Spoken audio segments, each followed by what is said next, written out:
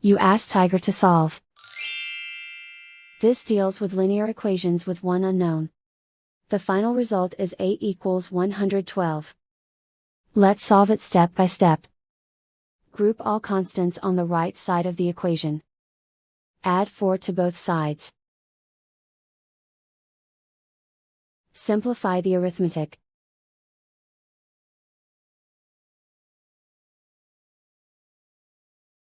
Isolate the a. Multiply both sides by inverse fraction 8/1.